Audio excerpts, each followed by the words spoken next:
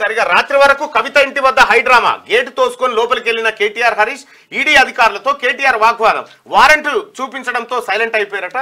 ఇక్కడ లోపలికి పోయిన తర్వాత కేటీ రామారావు ఆర్గ్యుమెంట్ చేస్తామంటే హరీష్ రావు పోలేదనుకుంటా పోయిండు హరీష్ రావు. కానీ హరీష్ రావు ఇప్పుడు నిజంగా తెలంగాణ రాష్ట్రంలో వాస్తవానికి ఆమె అరెస్టు విధానంలో ఏమన్నా లోపాలు ఉండొచ్చు, త్వరగా బయటికి వెళ్ళడానికి లోపాలను సృష్టించారు అనేది సహజంగా మేము అనుకునేటువంటి మాట. కానీ ఎట్టి పరిస్థితుల్లో ఆయన ఏమంటుండే కేటీ రామారావు, ట్రాన్సిడెంట్ వారెంట్ ఏది, ఇదేది అదేది అని చెప్తా ఉన్నారు. అన్ని తెచ్చి తీసుకుపోవాలి కదా, సగం సగం అయితే మళ్ళీ ఉరికొస్తుంది వెనుకకు అనే యాంగిల్లో ఆయన ఎన్నడు తీసుకుపోతారా ఇంకా అన్న యాంగిల్లో వీళ్ళున్నంత ఆనందం ఎవరు లేడు.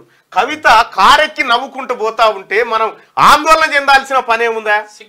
టిఆర్ఎస్ కార్యకర్తలు ఆందోళన చేస్తేనే సిగ్గు తక్కువ. ఆమెనే క్లియర్ గా ఆమె ఇట్లా అనిపోతుంది. ఇట్లా మళ్ళీ బయటకు వచ్చినాక మనదే గెలుపు, మనమే గెలుస్తామంటే పోయింది సారదందలా. అమ్మా టీవీ చూస్తున్న క్యూ న్యూస్ చూస్తున్నటువంటి ప్రేక్షక మహాశైలారా 23,000 మంది చూస్తున్నారయ్యా, మీ దండం పెడతా. ఆమె అరెస్ట్ అయిందేమో సారదంద. ఆ సారదందల్ని సెల్ ఫోన్లు గుండ్రాల మీద పెట్టి గుజ్జి ఇరగొచ్చింది ఇంట్లోనే. ఈ సారదందల్ని ఒక్క కథగా చెల్లె చేసింది.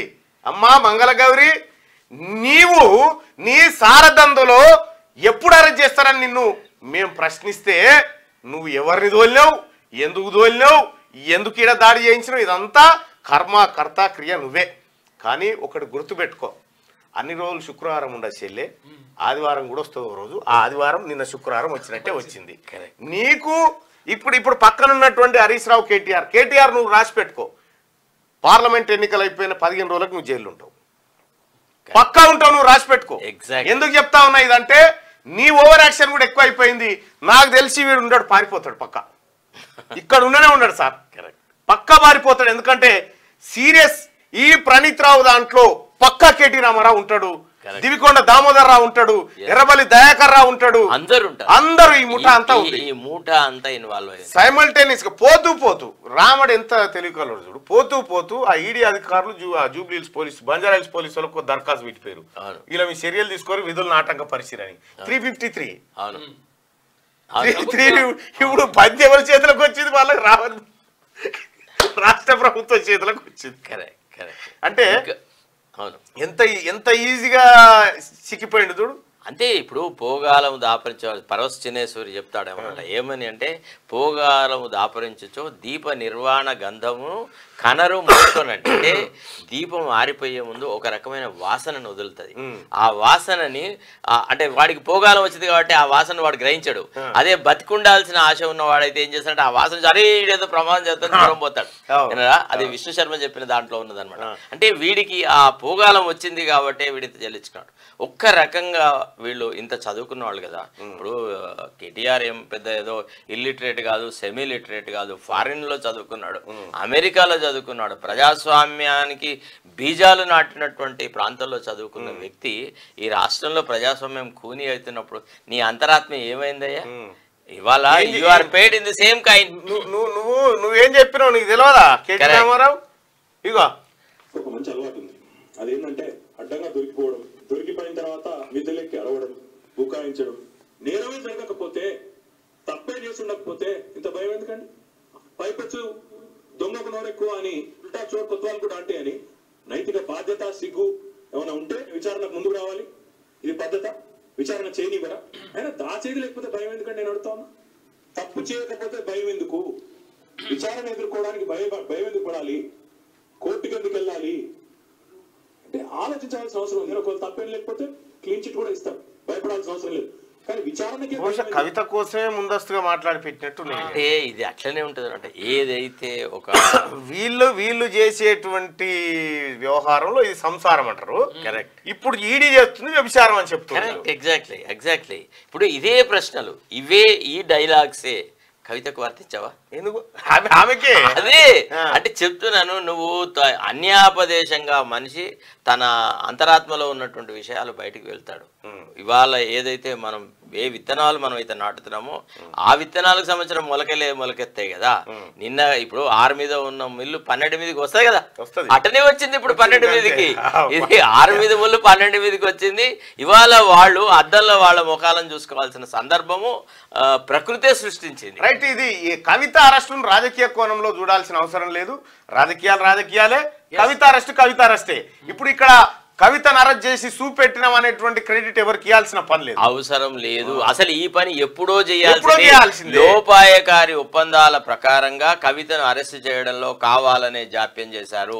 తమకు రాజకీయంగా అనుకూలంగా ఉన్న సందర్భంలోనూ కవితను అరెస్ట్ చేసేసి రాజకీయ పబ్బం గడపడానికి మోడీ చేసిన నాటకం ఇది. నిన్న ఎందుకు what is the sanctity of yesterday? నిన్న ఏమైనా గొప్ప విషయం దా? ఒక పక్క మోడీ ఇక్కడ ల్యాండ్ అవుతాడు, తర్వాత రోడ్ షో చేస్తుంటాడు, ముఖ్యమంత్రి ఏమో ఇఫ్తార్ విందులో ఉంటాడు.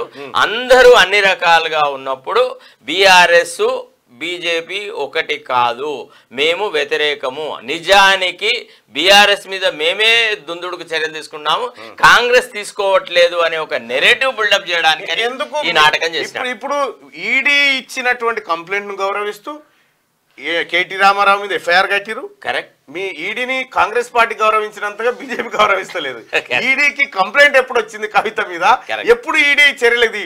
ఇదే ఈడీ కంప్లైంట్ చేస్తే 5 నిమిషాల్లో ఎఫ్ఐఆర్ చేసి పెట్టింది రాష్ట్ర ప్రభుత్వం. రాష్ట్ర ప్రభుత్వానికి ఉన్న నిబద్ధత, కాంగ్రెస్ పార్టీ ప్రభుత్వానికి ఉన్న నిబద్ధత మీకు ఎక్కడి లేదు.